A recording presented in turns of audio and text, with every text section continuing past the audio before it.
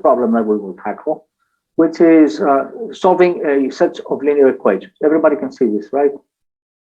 Yeah. Solving sets of linear algebraic equations. It's written like this: AX equals B. Very often the capital letters bold indicate matrices. In this case, the way this is presented, this is a vector, a column vector, and this is a column vector. So these really are written like matrices, but they are to be understood properly. So this is a problem. What is it? A set of linear algebraic equations. Everybody up until this point has done this to some degree with smaller problems, 2 by 2, maybe a 3 by 3. I don't know if anybody has solved the 4 by 4. In strength of materials, sometimes you have 4 unknowns and 4 equations, but in statically indeterminate problems and things like that. But anyway, that's kind of a problem that everybody understands. It has solved it one way or another.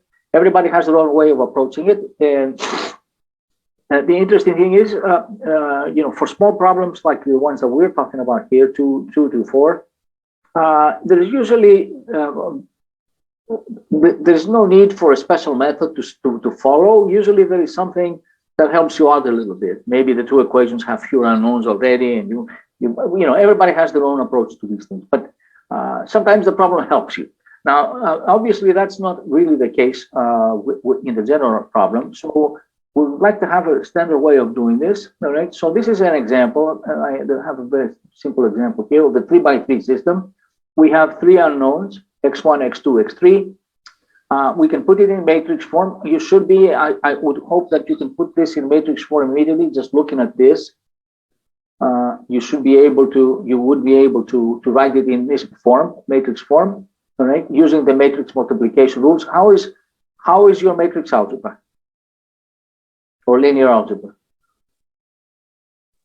Is this pretty obvious or not? Yes. Yes. Yeah, that's pretty obvious. Okay, I just want to make sure that that's good. Anyway, so right, so we have this. This is the coefficient matrix A. In the full version, it will have all different entries. Here we have a bunch of zeros. This is the column vector that I mentioned, Bx, and column vector B. Nobody solves 3 by 3 this way. All right, nobody will put it in this form. You look at here, and you see that you work around whatever you see. You might solve something for x1 from here, x2 from here, solve them, put them in here, find x3, and then go backwards. Everybody will have their own techniques, but the standard procedure would be to do this. And of course, the ad hoc methods don't work for anything above 3 or 4, because then there is you need to be organized, and that's the idea behind us. How do we go about solving this? The naive way is to say, A would have an inverse matrix, and I can multiply on the left with the inverse. All right. First of all, let's talk about the problem itself. In general, we would have A to be n by n, all right, so that the n squared known coefficients, all right. X is an n vector. These are the n unknowns, and B is an n vector with n known coefficients on the right side. Okay. Now, there's a simple example here with 2 apples and 5 pears that cost this. 1 apple and 4 pears cost 6. We put them all together. All right, you find out this is the equation: the number of apples and the number of the price of the apples and the price of the pears is an equation. We have a 2 by 2 system. All right. The story behind it is not interesting, obviously, but this is the resulting equation. It's a 2 by 2 because it's a simple problem by choice. Now the question is, how do we solve this? As I said, the naive way would be, if we know A inverse, we could solve directly, like multiply on the left with the A inverse. A inverse A will give me the identity matrix. The identity matrix has 1s along the diagonal and 0s everywhere else. Remember, we're talking about square matrices here, so there is no problem with this idea. And then we'll multiply A inverse on the right side, so X is equal to A inverse B. So that's the naive way, and we will see why that's the naive way. First of all, let's do it with this problem, all right, to see what has happened. A, we can put it in the MATLAB this way, so we have A is 2, 5, 1, 4. That's the matrix we saw earlier. All right. B is 8, 6, so it's a column vector, and we say X inverse A. MATLAB will do this. Star B, and it gives you the answer. All right, big deal. We could have done this by hand, probably faster. Another way to do this is, all right, so what is the problem with this approach? Anybody?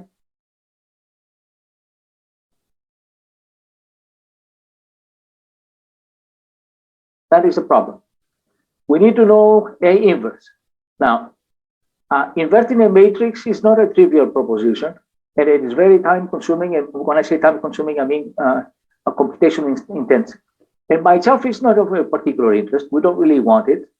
We want a solution when we have a problem like that. So we spend a lot of effort trying to find A inverse, and there are many pitfalls in trying to get that. So that's not really the best way to do it. We'll see again soon in just a minute, why that's bad. Even though, as I said, MATLAB will get you A inverse, right? Very easily. This is a simple operation like this.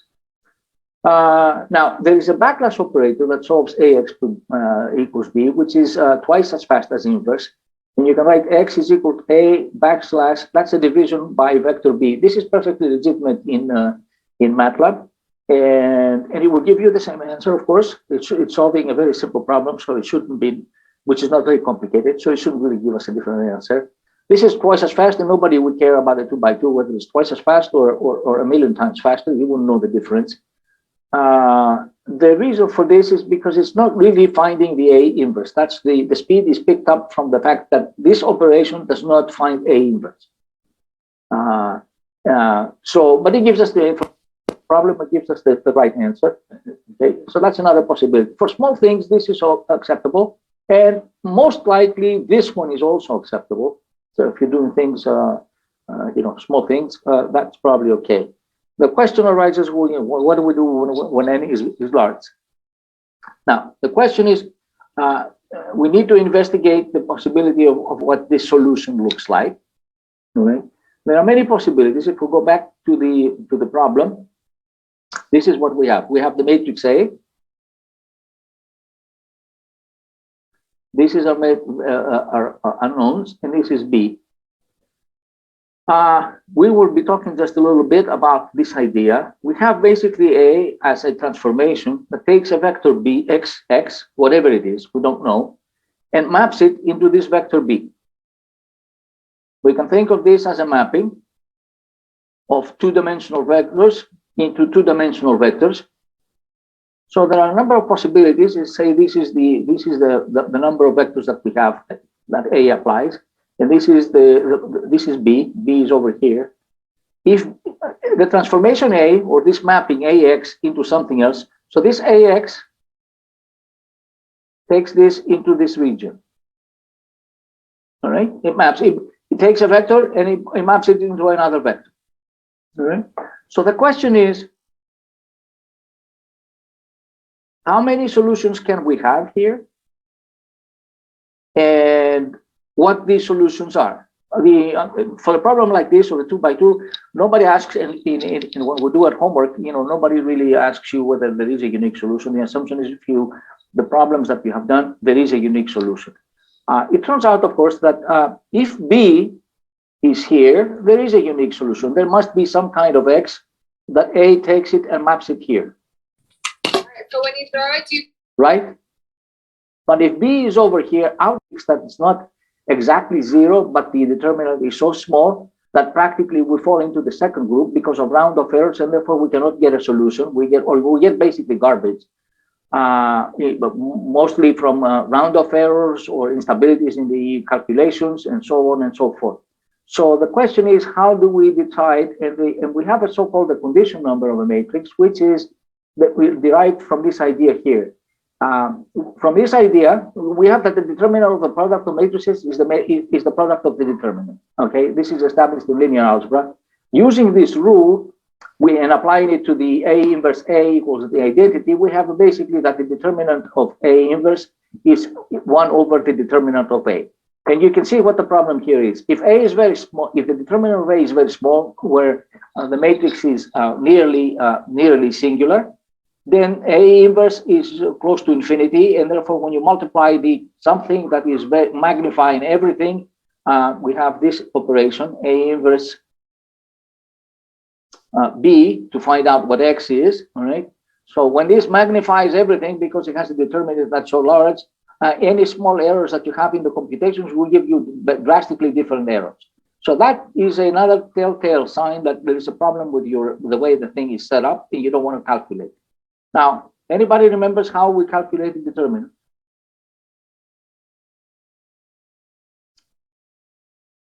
You do or you don't? Please let me know if you do, so I don't waste everybody's time telling things that are known, or if I don't skip things that nobody knows. Anybody remembers how to calculate the determinant? Yes. When I was alive? Yes, remember. Well, the 2 by 2, everybody kind of remembers, all right? We take the diagonal terms, multiply them together, and subtract the other two, all right? So for this, the determinant is, but the problem that we had that was singular, this one's the example, we have the determinant is 0, right? And for that, we don't really need to calculate the determinant because we know that these are multiples of, these equations are multiple of each other on the left side. So we have a 0 determinant, so this problem would not be solved. Now, calculating for the 3 by 3, you can see here the operations. The Kramer's rule, or the standard, the definition of the determinant or the calculation of the determinant is we take this, and then we take the cofactor, which is the matrix that is obtained by deleting the row and column corresponding to A1, and we calculate the determinant of this times A1.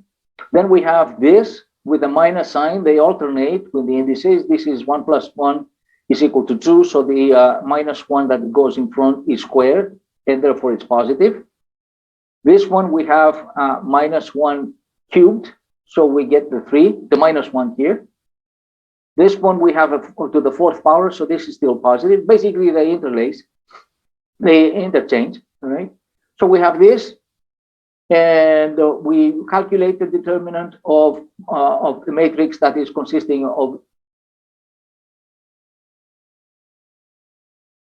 the entries that are excluded from this elimination of the column and row, and so on and so forth. For A13, we have the other one. We have basically this square matrix. Now you can see this is fine, right? But the number of calculations increases as the factorial of n. So if we have the number of calculations that we have here would be of the order of n. If we have something that's larger than 2 by 2 and 3 by 3, this operation is not making any sense. Right? It's a recursive relationship, right? And most things that actually do calculate it, they start from the single one, then they go to the 2, and then they use this a recursive relationship to calculate determinants. It is obvious that that you have a tremendous number of multiplications involved and additions, and this is n factorial. So if we have a system of equations that's 100 by 100, all right, which is not unreasonable in modern situations. All right, then we will have to calculate 100 factorial, and we saw the factorial about 191 is, I think, yes, 191. It overflows even in MATLAB where it deals with really large numbers. So obviously, this kind of operation would not be suitable for a large system. Right? Are we clear on this idea? Yes. That we don't want to do this. Now, if we don't want to do this, then there is no clear-cut way of how to find the inverse, all right? Because the inverse is basically found by calculating the determinant and then using the Kramer's rule. Kramer's rule involves the matrices, the minor matrices, and so on. You may remember the rule for Kramer's rule. That's not really, if this is prohibitive, then so is Kramer's rule. Right? Because this is only part of Kramer's rule to find the inverse. So that's part of the problem with the inverse, apart from the fact that, we don't really care what it is. All we want to do is solve our problem, not find the inverse. Now, so the question is, what happens? Here we have some examples, right, of things that are not linearly independent. The first row and the second row are multiples of each other, and therefore this group of 3 rows is not linearly dependent. 2 of them are dependent on each other. One is a multiple of the other. These are not examples. So the question is, what is the problem with these, all right? And we have the determinant of something like this gives us the answer 0, all right? Or 10 to the minus 16, depending on what kind of MATLAB version you have, or if you use an octave. This is because this is singular. This, for practical purposes, is 0, all right? However, the MATLAB will not detect it as 0. It will give you a 0 here. This is the number. You might attempt to use this to invert. Dividing by 10 to this minus 16th, you realize you're looking for trouble. All right, so here is a problem, all right, that is actually well behaved. We have 3 by 3. The determinant of this is minus 18, and we can invert it. It's nice numbers. Okay, nobody's complaining.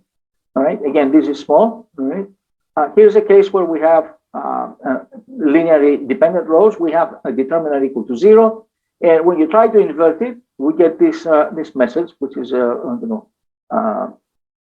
telling us that this is not a possibility. So if you wanted to solve the problem by doing this, you will get an error of this kind. All right. Any questions so far?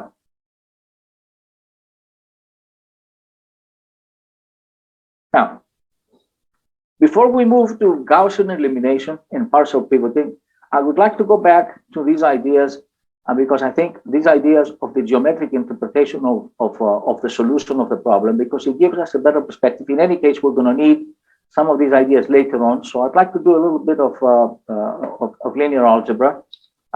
So if you don't have any questions on this, I'll take it down and start with something else as a a small digression. Anybody who wants to, any questions here? Okay. Please don't hesitate to say, if I don't hear from you, I assume you don't have anything to ask. Okay? Yep. All right. So let's go to something else. This is sort of a review. For some of you, it might be a review if you've taken math classes. So for some of you, it may not be, but it will give us an idea of the common background that we have. So this is it would look a little abstract from if you have questions on these concepts, I'm happy to slow down and explain if it is too advanced. I know most engineers don't like mathematics. Unfortunately, we have to use them. So I'd like to put this. The nice thing about this topic, linear transformations, is the fact that it gives us a very nice geometric interpretation of things, and therefore it's easier to understand what is going on. Okay? So we have definitions, a few definitions. Okay, a vector space over a vector field F is a set V, right? Together with a couple of operations. One is a multiplication of two things in V, all right? Addition, which is X plus Y. This takes two. X cross V means it's the cross product of two vector spaces. We take X and another one, and from that we generate 1 into V. All right. So we take X from here, Y from here, and by addition we generate a third one, which must lie in here. So it has to have this operation defined if it is a vector space. And also have a very well defined multiplication by a scalar. These are the field of scalars, so the numbers that we all know. And these are the vectors, and we take from this into V, such that alpha, which is a scalar, times X belongs also in V. All right? And alpha and alpha in F. Are we okay so far with these? Now, these seem kind of silly, except that if I have if V, for example, is too small, and I take X and Y and I add them together and I end up outside V, then V is not a vector field. All right. Let's say if I have in 2 dimensions, let's say I have in 2 dimensions something like this. This is IJ, and my V is this from 2 to 2. All right. So here's a vector X. Here's a vector Y. If I add the 2, what do I get? I get out here, which is not in my V. V is this one. So V, this restriction of 2 by 2, all right, this square is not a vector field, a vector space. The same thing would be with the regular, with the scalar multiplication. If I take X, which is here, and I multiply it by 10, it'll take me out here, and this is outside my 2 by 2. Therefore, this 2 by 2 thing that I have, this region here, is not a vector space by any definition, even though we have vectors defined in it. Okay, now we also have to have these two operations, the addition and the multiplication have to satisfy these properties, all right? I'm going to list them all here and we'll explain. Associativity of addition is the obvious one that we know. You can add these any two at a time and you end up with the same result. U can be added to the sum of V and W, and then we get the same result, the same place. We have commutativity of addition, whether we flip it. This seems kind of silly, except that there are situations where these things don't apply. All right. So we have these properties. So this is what defines a vector space. The normal vector space that we know from our mechanics, or vector mechanics, or mechanical engineering, all satisfy these rules. There is an identity element, which when I add to it, I recover the original one. All right. There is an inverse element, all right? So that there is a minus U, so that when I add the two, I get the zero element. That's also here. We have compatibility. This simple operation here is okay. Identity with respect to multiplication. There is an element I, all right? There is a number I, that 1 in this case, which gives me the same thing, and distributivity with respect to multiplication, alpha U. All of this we do on a regular basis on the numbers that we know as vectors, and everything works okay. So this is just putting it in a formal way, what we mean by vectors. Okay, so far? Yes. Yes, sir. Now the question is, we need to have what we mean by basis and dimension. In most mechanics courses, we only have three-dimensional spaces. And we have I, J, K. The three unit vectors are usually defined fairly well. Everybody does this, all right? And we have the axis X, Y, Z in three-dimensional space. Now, the minute you start talking about more than three, this falls apart, of course, because you can't even sketch it. And there is a reason why we select these I, J, K. Why are they selected, and what are the advantages for doing it this way? So we need a basis. The IJK basically forms a basis for the regular 3D space that we have. And we need three of them in order to define three-dimensional space, as shown here. All right. So we need to extend this to something that is more than three and is beyond this idea of space. All right. So we have a definition. A set of vectors UI, right, that are n of them, is linearly independent if and only if the solution to the equation, the sum of the sum of equation of the sum of alpha I UI is equal to 0, right, when the alphas are 0. Okay, so that's what we mean now. So now we talk about linear independence. It was obviously the case of the 1, 1, 1 and 2, 2, 2, that these things were not different. All right. Now we're putting it more formally for the case where we have n, and it's not obvious that this is the kind of degeneracy that we have. So what do we have? We have basically alpha 1, U1, plus alpha 2, U2. These are vectors. These are scalars. Plus alpha n, Un is equal to 0. And we say that the only solution for this to happen, if these are linearly independent, U1, U2, Un, if these are linearly independent, the only way that we can have this relationship is if all of the alphas, all of them, not just 1 or 2, are equal to 0. Otherwise, we have dependence. And what does dependence mean? It means that there is a solution here where one of these is not 0, but a few of these are not 0, in which case, we can solve this equation for one in terms of the others. That's basically what it means, right? And that's the situation here. We can solve for this. We can relate this by multiplying this one by 2. That is an equation where if this is my U1 and this is U2, all right? Then I have U1 plus 2U2, 2U1, I'm sorry, plus U1 is equal to 0. What does it mean that they're not independent? And so forth in terms of the other one. Basically, in U1, and this is U2, I'm sorry. U2 is twice U1, big deal. We could see this, but we wouldn't have been able to see it if this was 100. components, all right, you wouldn't be able to tell it. So that establishes what independence is. Are we all clear on this? Yes. And the other thing that we have is the definition of a basis. A set of vectors ui and vectors ui, which satisfies that x is equal to alpha I ui for all x, is called the basis.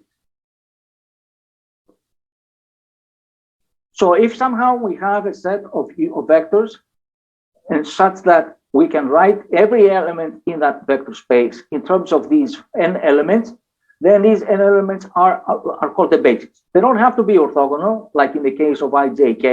ijk are the basis vectors in 3D. All right, and we see that we use it all the time in mechanics.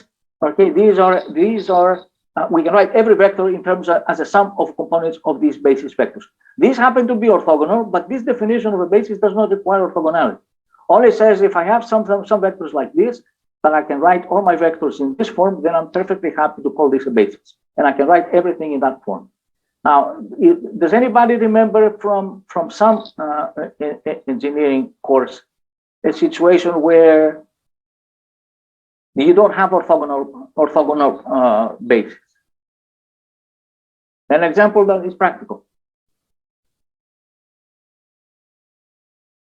Anybody? When we do in strength of materials, in material science, when we study the crystallographic directions, there are F7 systems, all right? And the usual ones, the cubic has unit vector along the three mutually perpendicular directions. But there are things like the triclinic, where all these angles are different. Yet we describe crystals very well in this system using these axes which are not perpendicular to each other. It's the same idea. These vectors, the unit vectors along, and we in crystallography, we use the lattice length as the unit, right? So these are the unit vectors, and none of them are perpendicular to each other, but they are linearly independent. I cannot write this one in terms of the other two, right? And so I have a basis for these kind of crystals that are not there. That's the idea behind the basis. Okay. So for example, in 2D, I and J are orthogonal, but I can pick I and this one. I can pick this one. I call it J prime. These two are not orthogonal, yet I can write any vector here in terms of components this way. It would be kind of perverse to try to do that for reasons that we all understand. However, it is possible to do it.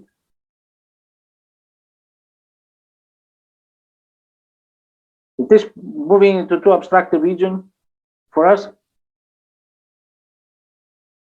I'm trying to put the practical applications in these, like the crystallographic directions, so that we see that it makes sense to talk about it. It's just not a mathematical concept. There are bases for this, bases for the discussion.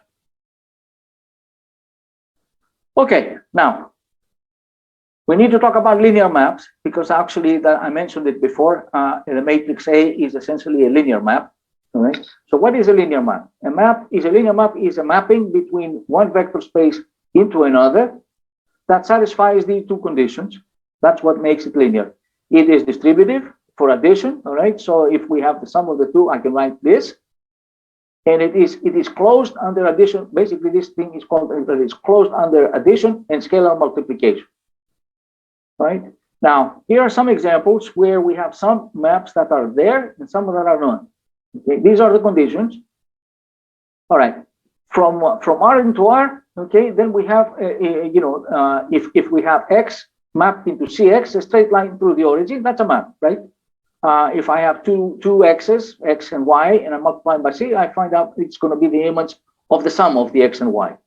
So these conditions are satisfied if F is if F it takes R into R.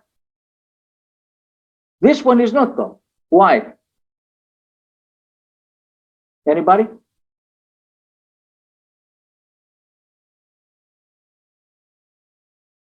You there?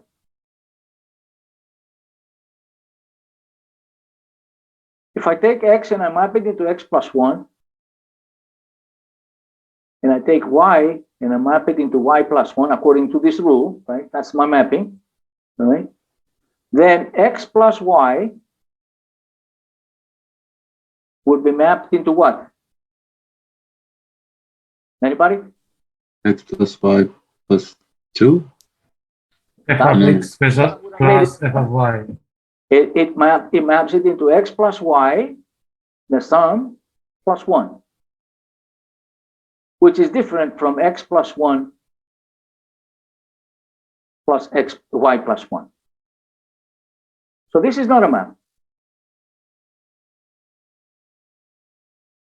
This one is. It's very easy to construct these, okay? So the reason I'm giving these examples is for us to see that, you know, something that we think is intuitively correct is not. This is not an equation of a straight line, right? This is a mapping. So it's not a linear map. It fails this. It also fails this, right? Because x is mapped into x plus 1. Now, if I were to satisfy this, then alpha x would have to map, all right, into alpha. Alpha x alpha. 1, right? Because f of u, x maps into x plus 1, right? Yes. But alpha x is different from this. So this fails in both cases in this case. So it's not a linear map. Now, the reason we stick with linear maps is because they have a nice properties. This has, you know, its own properties that are not very nice. The zero map, if we map everything to 0, it's a linear transformation, all right? Everything goes to 0, that's fine. You know, all these rules are satisfied. So it's not a very interesting one, but it is. All right. Now here we come to matrices because ultimately that's what I want. I want to talk about matrices. All right. If n is an m by m real matrix, then for x in Rn, the map x into Ax is a linear map between Rn and Rm. So here we have two different dimensional spaces. Rn has dimension m, Rm has dimension m. However, the matrix A maps x, and it's a linear map because it satisfies these two rules. But it's a map from you know, n space into m.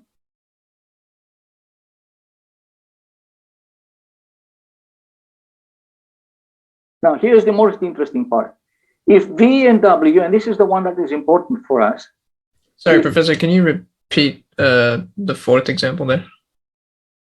If we have if n by m is a real matrix, right, and there's no relationship between n and m, right, is a real matrix, then for every x in Rn, so that this multiplication makes sense. All right, so this has to be, it's n by n. I mean, we have m rows and m columns. I'm going to make it this way to exaggerate. Well, looks kind of square. I'm going to make it this way to show that we have n here and m. I can take a vector like this, x. It would have to be an n vector, all right? Then this is a linear map between Rn and Rm, this operation. The opposite is the most important one. Here, if V and W are finite dimensional spaces, we need to talk about finite dimensional because there are, and we won't talk about this now, but there are in fact infinite dimensional linear spaces. I don't want to get into that because then it becomes very theoretical. We'll talk about it later on in the semester to discuss other ideas, right? But only briefly. Let's say we have finite, which is the traditional linear spaces that we have. Then every mapping from V into W can be represented by a matrix. This is the important part. These two statements go together. And why? Because now we can talk about linear spaces and how these things are geometrically, you know, how geometry plays instead, and trying to find out what's going on with the matrix A in solving the problem AX equals B. So we can see this, all right, that every map, the question is, all right, we have a map from V into W. We don't know what it is. We can find a matrix that actually does exactly the same thing. So we can find a representation for the map in terms of a matrix. That way, this is important because now all we have to do is just deal with matrices. We don't need to deal with things like that and checking whether this is linear or not. We know if it is a linear map, then it would be some kind of representation of matrix A that does the job. All right, so how do we see this? I think this is a little bit of a proof, right? So let me go through it, and you let me know if we skip here. So if you want me to elaborate. So we have to show that with the matrix A, I can map everything from V into W, all right, and vice versa. So let's suppose that Vi are the basis vectors for V. We need a set of bases in order to express our vectors in V in terms of these basis vectors. All right? These are our components, I, J, K. You can think of them. So we need a basis. So suppose that there is a basis. I mean, this is a vector space. There must be a basis for it, right? Then a linear map implies that F of all of these linear bases, this is our X, right? This is our X. These are the component, all right? This is the horizontal component, the vertical component, the whatever components you want. We have N, of course. All right. So these are the components. These are the unit vectors for the basis. So we can write every X in here in V as something like this. All right. Because F is linear, we can and we have the first relationship. We can write this as we can spread out the application of F. Right. So we have this relationship. Are we okay so far? This is allowed from the fact that F is a linear map. Okay? Yes. All right. Now, suppose that the question is, all right, we have this. Where does it go in W? Because that's what the map does. It takes a vector from one place and takes it into something else. We think of it as being, that's what a mapping is. Okay? So let's say we're looking at W now. This is the image space. And let's say there we have a basis of WI. We need only M of these, right? And say this is a basis for it. We can write every one of these. Forget the coefficients. Every one of these can be written in terms of coefficients of W, right? We are here. This is V. This is W. We have components of this vector is mapped here into something. This can be expressed in terms of the basis vectors here in W, all right? And this is what this does. Vj can be written as a linear combination of the basis vectors in W, all right? So these coefficients now determine the linear map uniquely. If I put this in matrix form, Aij, all right, this tells me how this thing is being mapped into W. Because now every vector that I have in X, these coefficients, all right, Aij, will tell me where this thing is mapped into Y. So I can write all these. I need all of these. For each J, I have M of these. And so for each J here, I have these coefficients. All right. This is for Vj's. So for J, we have M of these. These are, let's say J is equal to 2. We have all these coefficients. This is the component FVJ. This is FV1. All right. This is how this is mapped into this. So all this array, basically this array of coefficients that are M by N define a matrix, and a matrix tells us how everything gets mapped into W. Does this make sense, or do I need to go through it a little differently? Professor, I'd appreciate another explanation. Okay, let's see. Another explanation I don't know that I can give you. I can reword this. All right, we stop here. So we have examples. All right, so we'll stop here. Basically, all right, we have the two spaces V and W, as I said. We can think of them again in terms of regions like this. Every vector in here is defined as a certain point. There is an origin someplace. We have to have an origin. So everyone, so it has components. These components are these, so I can write everything in V according to some kind of expression. And these are the components of the vector. All right. These are the unit vectors that I'm using to express it, and the corresponding coefficients are the corresponding components. Now, by applying the linearity condition that applies, because this is in fact a linear map, we're assuming that we have a linear map, I can put this in this form, right? It's a sum of these things. So now, basically the only thing that I need to know is how F maps only these n vectors into the W's. And if I know how every one of these maps into W's, because the V's are here, the basis vectors here, and the W's are the basis vectors here. If I know how every one of these maps into here, then I know how everything else maps into here, and vice versa by inverting. Right. Okay. That's basically what this said. All right. I can write this. I can now write this in terms of my, this is basically what this is right. If I know how the map of the basis vectors map into the W space with those basis vectors, then I have a full definition of the map. But I need to know it for all of these components. So I get M times N of those, and I park them in an array like this, all right? And this is what I have. Does it make more sense? Yeah. Everybody?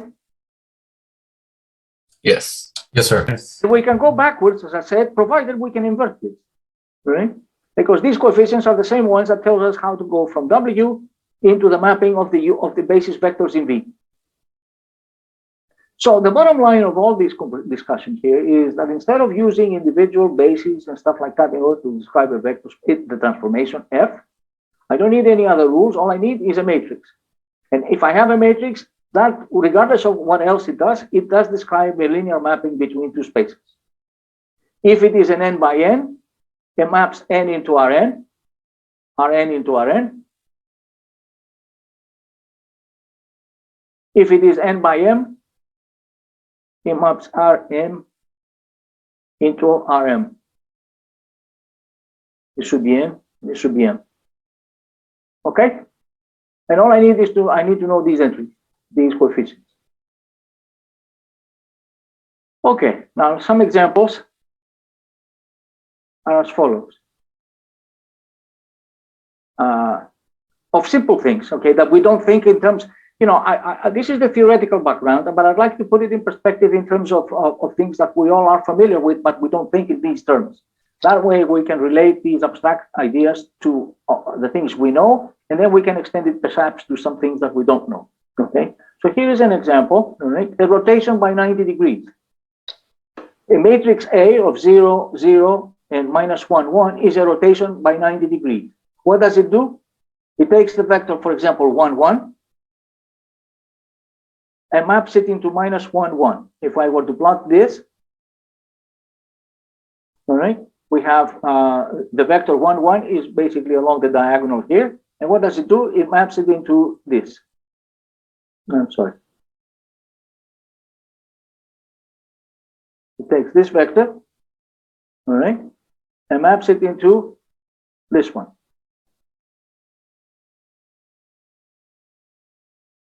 By rotation. It maps all of the two-dimensional space. If I apply this matrix to every single one of these vectors in here, all it does is basically turns the space around by 90 degrees. That's a mapping from R2 to R2.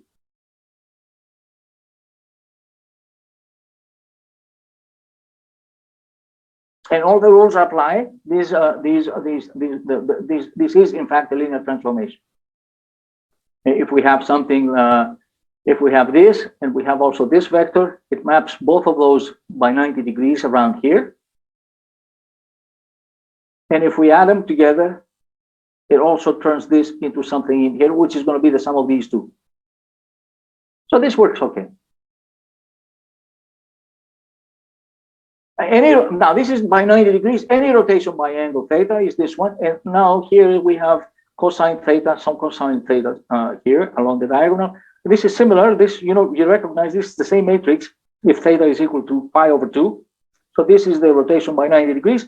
This is a rotation by theta, whatever theta is. That's also the same thing. Those of us who remember Mohr circle will remember that this shows up very often. And we use that transformation to find out, you know, the principal stresses using Mohr circle by finding which orientation gives us only tensile stresses in an element.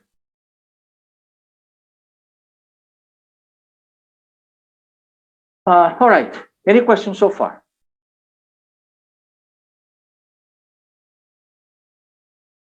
All right, now why are we talking about all this stuff?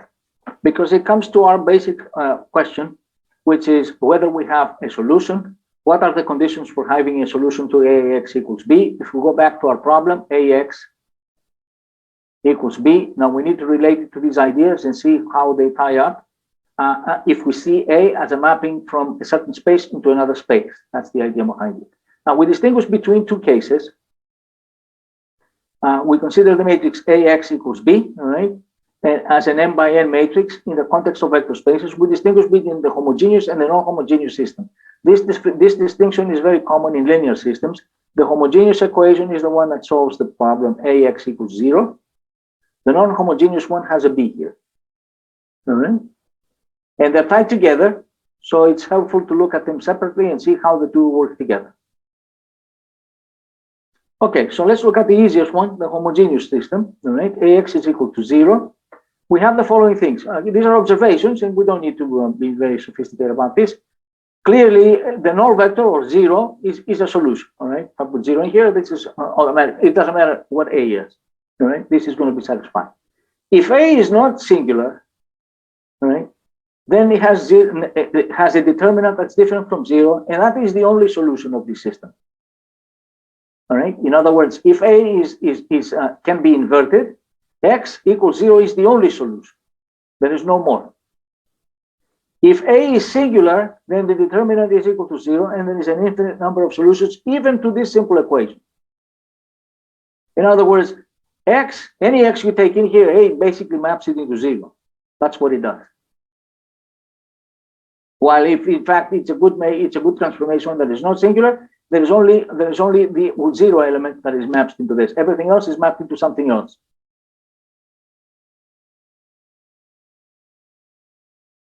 Now, in this case, the column vectors of A are not linearly independent. This is the part that had to do with independence. Now let's look at A, this equation. We have A can be thought of as the matrix that we saw earlier, A11, A12. I apologize, this, we have A with my handwriting, not my handwriting, my mouse writing. We can write the matrix in terms of its entries, or we can write them in terms of column vectors. So we can write A, we can think of it as this. Column vector 1, column vector 2, column vector, what do we have? It's an m by n, so we have n of these. All right. Now, if we realize what we do by multiplying a vector x with this matrix, what do? We take the first entry.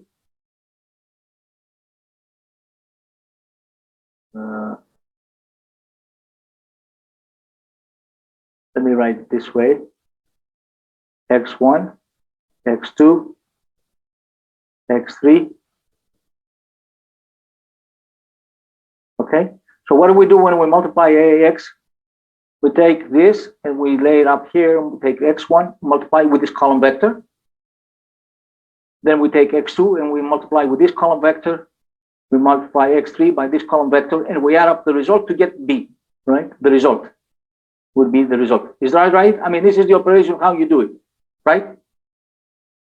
Yes. So we can think of this as A1, and I'm going to write it this way to indicate the column vector times X1.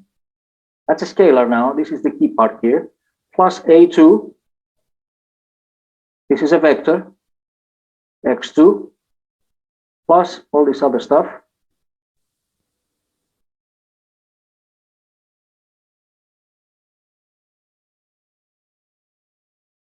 And we can see that this is a unique solution. The x equals 0 is the unique solution if the column vectors are independent, because if they are independent, the only way that this has a solution is if the coefficients, these are scalars now, if the coefficients x1, x2, x3, etc., xn are all equal to 0.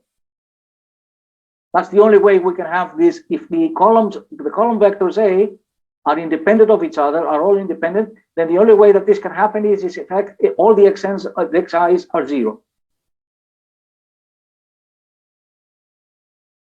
Which means that A1, A2, etc. are all independent.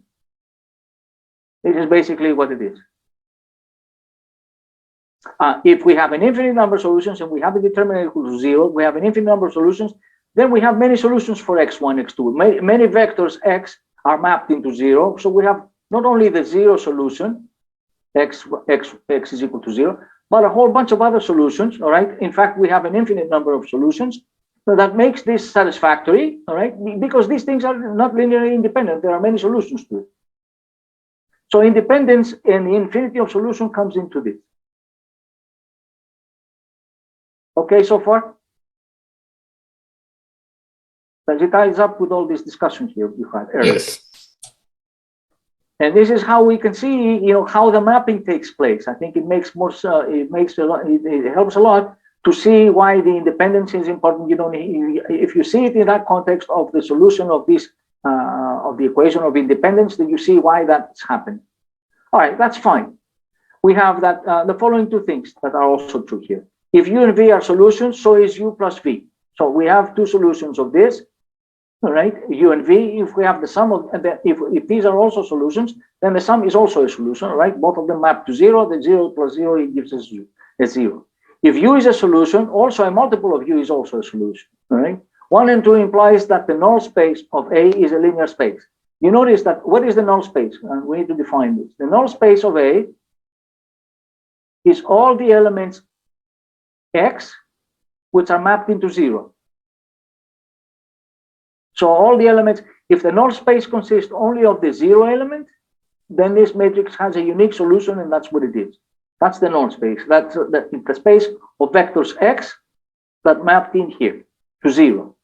The fact that these are satisfied, these two conditions, implies whatever the null space of this, no matter how many of these it has, it is a linear space. In that case, all right, this is something that we will see later on when we talk about other more interesting problems. The singular value decomposition method gives the solution in that case. Even though we have many solutions, it gives us a solution, a special solution in that case. This is a special method and it comes very often. We'll talk about it later on as the time comes in. Okay, so far? All right, Yes. Let's talk about the non-homogeneous system. Okay, so what happens with that? We will use the information that we got from the previous one. All right, so let P be any solution to this. We have this and we have any solution, and V any solution to AX is equal to 0. Right, so P satisfies this, it's one of the X's, right? And we don't care which one it is, it's just one of them. And V is the solution, any solution to this one. Then the solution of the non-homogeneous system, all right, AX plus B, can be written as V plus P. V satisfies this portion, P satisfies this. In order to have one P and one B, B must lie in the range of transformation of A. Going back to the discussion that I had earlier when I was sketching things, if this is my vector space B and the transformation A, the matrix A takes us into W. If B lies outside of W, clearly I cannot reach it. This is called the range, all right? Everything in V maps here, right? This is the linear transformation. If B is outside the range of this, clearly I cannot reach it. It's out of range, basically. And I don't have a solution. But I can find a solution close to it, and this is what we will use later on. Something that, in that case, we can find something that's close enough to it. But strictly speaking, from the theoretical point of view, we don't have a solution. So these are, and therefore, in order to have 1P, B must lie in the range of A. That's basically the bottom line. Now, this ties up with the previous picture that we saw, right? I think, and I wanted to give it a more general setting with this. The one we had here. This picture here, right? And these 2 Ks. All right, this is fine. Like I said, with two unknowns, it's very easy to have this discussion. But if you want to proceed to something that is not straight lines anymore, but it's hyperplanes, then the only way to make sense out of the problem is to actually look at it from the point of view, I think, that we just discussed. Any questions before we quit? We'll stop here before, let me see. It's a little early, but I don't want to get started with Gauss elimination. Any questions? Did you find discuss? Yes. Professor, I have a question about the homework. If you want to talk about that now. Well, let me make sure that nobody has any questions up to the point that we have talked about before we talk about homework. Anybody?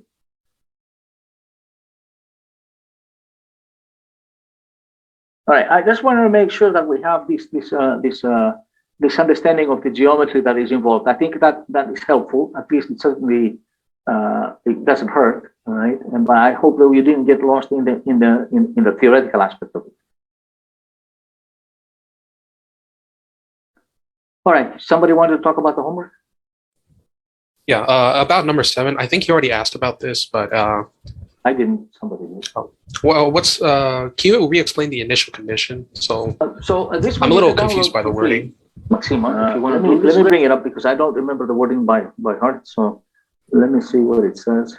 I know the problem. I just want to make sure I know where your confusion is coming from. Okay. So this is 7, right? Yeah. Yeah. Right. So we have a cannonball fired from a cannon elevated at an angle theta. All right. So if air friction. I'm just asking where the cannon is located because it says the ground is inclined to 6 degrees.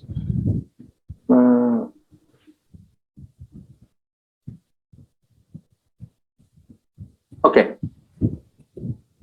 So let me take this down.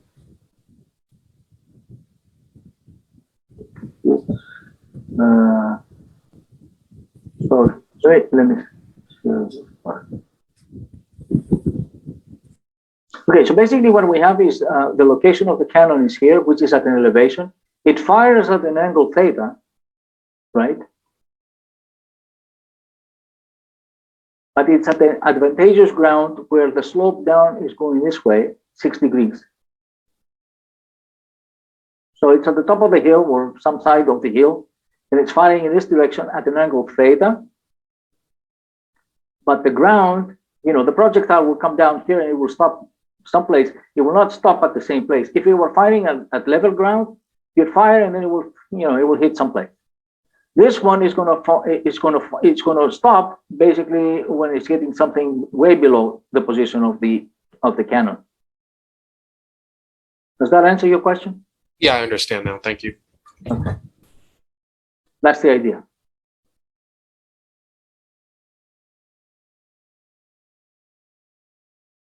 Anybody else? Okay. All right. So when we come back on Thursday, we'll talk about Gauss elimination, which is the most organized way to talk about solving the problem. Now that we have an idea what we're looking for, and to see how we can go about getting. We got a #1 victory royale. We about to get you. Need heals to free. Okay. You guys have a good evening, and I'll see you. Good evening.